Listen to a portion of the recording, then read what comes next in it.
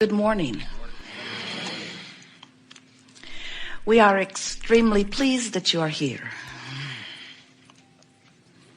It is good to come together for the purpose of co-creating. Do you agree? Mm-hmm. You are knowing what you are wanting. It expands, doesn't it? You like that? So since your desire constantly expands because of what you are living, that means there must always be a new idea that has not yet come to fruition. Is that right? And is that all right with you?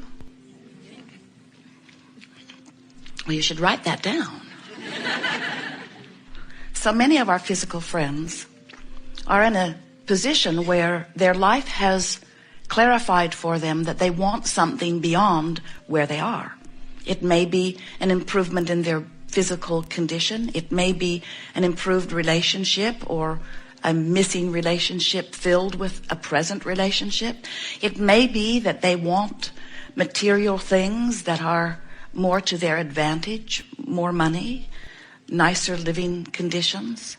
It may be that they are wanting a greater sense of fulfillment, a clear idea of who they are and why they are here. But in every case, as your physical life causes you to clarify that you want something beyond where you are, there is always this gap between your realization that you are reaching for something and the actual receiving or obtaining of it. There is always that gap, and we want to call it the eternal gap of life. We want to call it the eternal gap of becoming. We want to call it the natural consequence where a genius, source energy creator, that's you, came forth from non-physical into a physical body with the precise intention of letting the contrast that surrounds you be the basis from which you would come to constant new conclusions of what would make life better for you. And you understood that when all of that happened, that not only would Source agree with you, but the larger part of you, which is still non-physical, even though you are in this physical body, would go immediately and directly to the full essence of what it is you are asking for. Something that is even more interesting to us that most humans miss altogether is that you carve your life out incrementally. In other words, none of you sits down at the breakfast table one morning and writes out your life plan. Instead, it is written by you incrementally. When you're rude, you write a plan that says, I want to be more who I really am when I'm interacting with others. When you're confused, you write a vibrational plan, so to speak, that says, I want more clarity. When you don't have enough money, you write a plan that says, I would like enough money to do what I'm wanting to do right now. When you are sick, your plan says, I want wellness. When you are unsteady, you want to be more steady. When you see your world not in the condition you want it to be, your plan says, I would like the world to improve in this way or this way.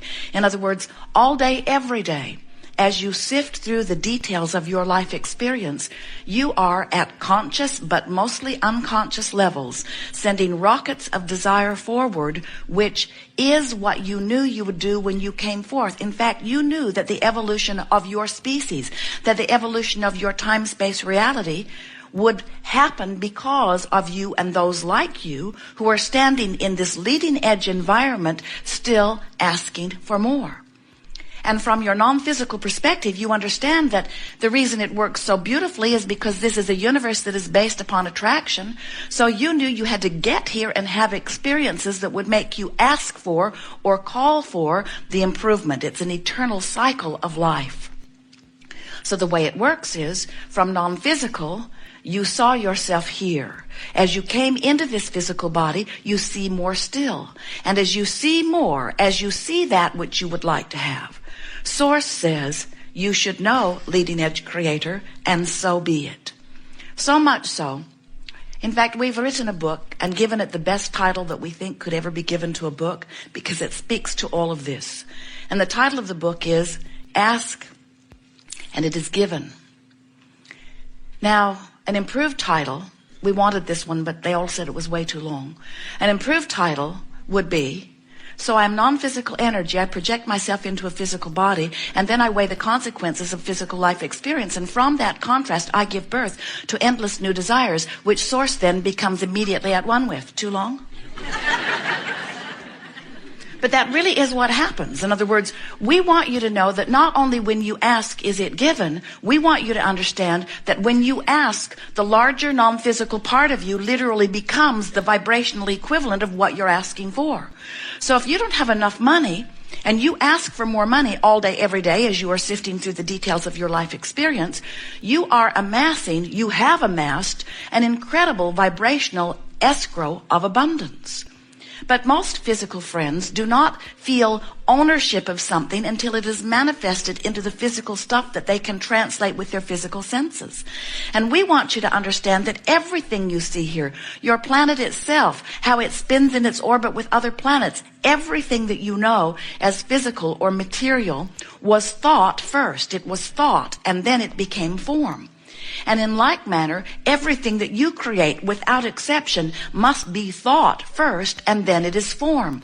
And so that's where we come in. You, in your form, live it and want it, and as you give thought to it, it is only thought, and then we give our thought to it, and now it is really thought, and now we stand in the thought of that which you are asking for, and we give our undivided attention to it, calling you forth to it. And when the whole of you catches up with the rest of you, that which was your thought becomes form, and you receive manifestation. How about that? So that's why we call this gathering the art of allowing. That's what that allowing part is. I find some way in my physical body to allow myself to become vibrationally up to speed with what I have formerly only thought about. You following? So step one says ask, and you can't help but do that. You're out here banging around in the physical. All kinds of things are happening, and so you're asking. Step two says source will answer. And that's where source doesn't just answer, source becomes what you are asking for. When you're sick, the non-physical part of you becomes weller than you were before you were sick. Because your exaggerated sickness has caused you to ask for the specifics of wellness in a way you have not done before.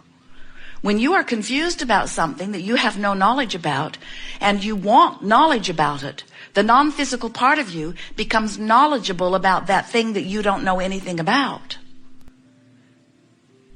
When you see anything that you think would be improved and you offer even the slightest preference about it, the non-physical part of you becomes the non-physical embodiment, or non-embodiment if you will, of that which you are asking for.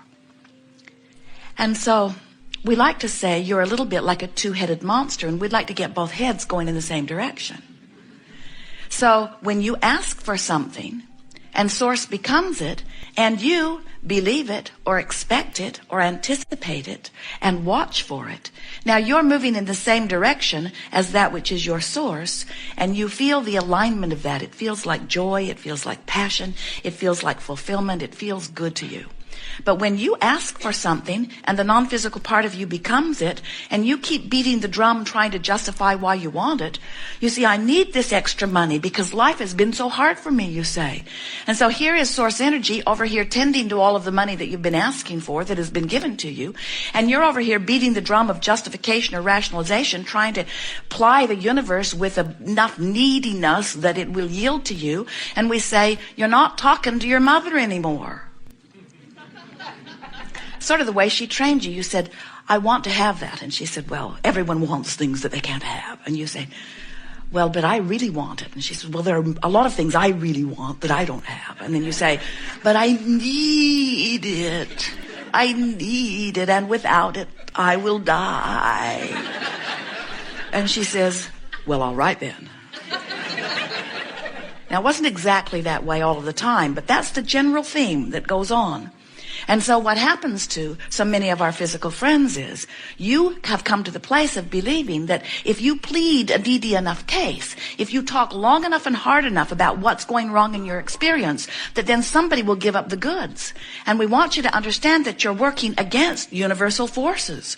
Because vibrationally speaking, the vibration of what you've given birth to is one frequency, and your need is an entirely different frequency. In other words, you can't set your radio on 6:30 a.m. and hear what's being broadcast on 98 FM.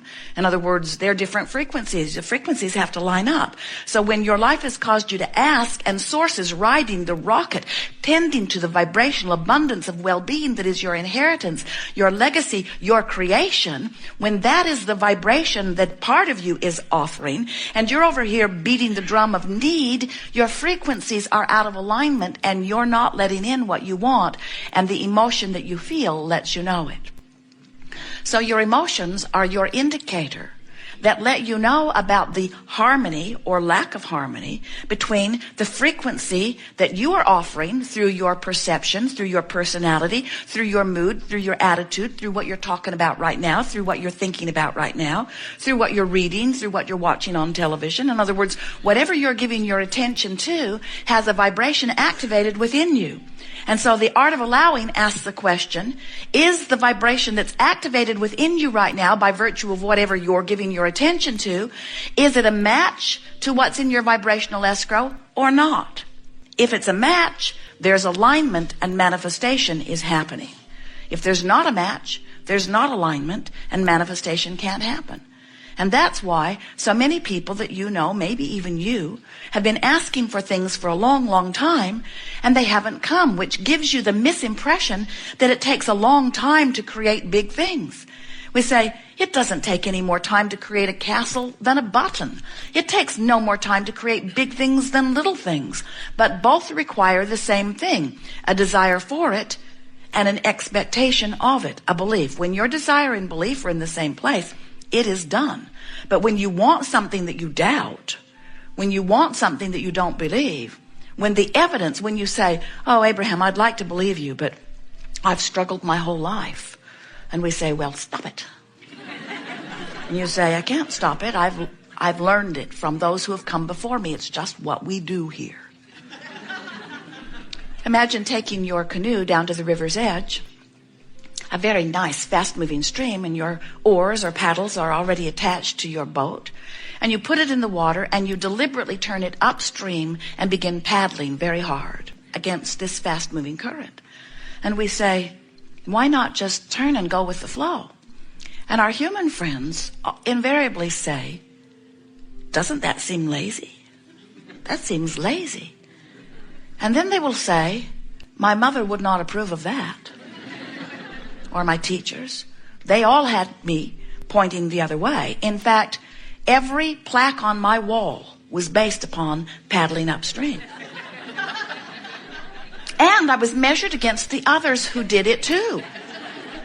And the better we did it, the better we were able to fight that current, then the more proud our human friends were of us, and the bigger the trophies and monuments. And we hear that when you die, there are even more.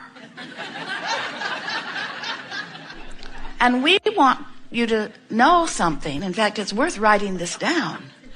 Nothing that you want is upstream. Nothing that you want is upstream. And the reason we know that is because we've seen the cycle of life. We know that source extended itself here into that which is you. And we know that you are asking, as a result of your leading edge experience, just like you knew you would, for more. And we know that source is becoming that more that you are asking for and is calling you to it. And so we know the source of the stream. And we know that when you turn and go with the stream, you feel ever so good. That's what positive emotion is. Varying degrees of it, but it's what positive emotion is. And we also know that when you buck that current, it can beat up on you pretty good. And that's what negative emotion is. We want you to understand that there is only one stream that you might be going with or against, but there is only one stream. And when you learn from those around you to go against the stream, then you want to pronounce that there are evil streams, that there are streams of sickness or streams of badness or streams of poverty. We say, no, just one stream. You're just not going with it.